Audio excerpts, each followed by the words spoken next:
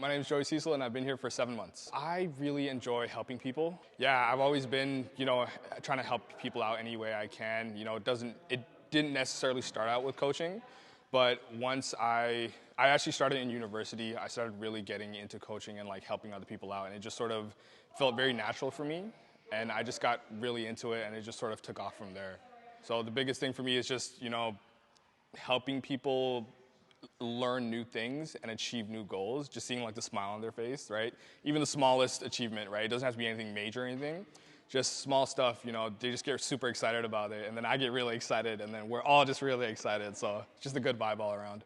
So pre-COVID, I used to go to the gym in Woodbridge, and that's kind of where I met everybody. Like I met Alex, Steve, Chris, and everyone there, and it was just a good environment to be in, right? They would always push you, and I've been to other gyms before, and one thing I've noticed is they would help you on their time, right? So it was, if you show up for class, say class is from 6 to 7, they would help you from 6 to 7. But once it hits that 7:01 mark, it's like, it's a done deal, right? But when I used to work out at Woodbridge, I used to work out at their open hours gym, and I'd be doing stuff on the side by myself, and Chris would, or Steve or Alex would just they would do like a drive-by. They would just come over and whisper something, like a tip, and they would just walk away, right?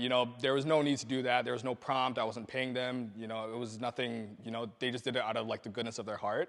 So that's kind of why when I saw the opportunity to come here and work, I was like, oh, I know these people. This is a good place. So that's kind of why I just decided to take the step.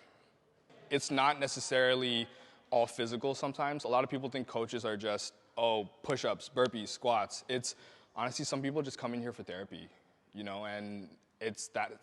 The first time Steve said that to me, I was like, no, that's probably not true, right? Like, people are here to work out, but I've been in so many situations where during a PT session, we're just talking about life, and just, like, hey, life sucks, we're all going through it together, and they're just kind of just venting to you.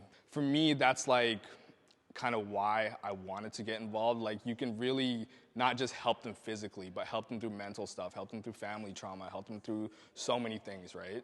Being able to find different ways. I think that's what separates a good coach from a crappy coach. A lot of the certificates and the standards that we're taught at first, it's very box-like. Like, hey, this is what it's supposed to look like, this is what it's supposed to be like, these are, kind of the checklist, right? But when you actually get out into like the field or the gym and you see everyone there, like, it's very rare that someone fits into that box, right? Like, for example, like everyone's stature is different, right? Like, some people might be 6'8", right? Really long legs, long torso, but you have another person who's like 5'2", right? They're not gonna be in the same box. So I think as a coach, you should be able to understand, like, hey, this person is built this way. You need to kind of teach them certain things and not teach them certain things, versus this person is built this way. You kind of need to explain it to each person differently and have different ways of teaching. I think that's what separates a good coach from a bad coach. Definitely not country. I will say that. That is like for a drive when you're by yourself and thinking about your ex. Here, it's honestly, it's a lot of old school stuff, right? Like a lot of old school rap, like 2000s, Biggie, Tupac, Dr. Dre, Eminem. Keep it clean though, right? PG.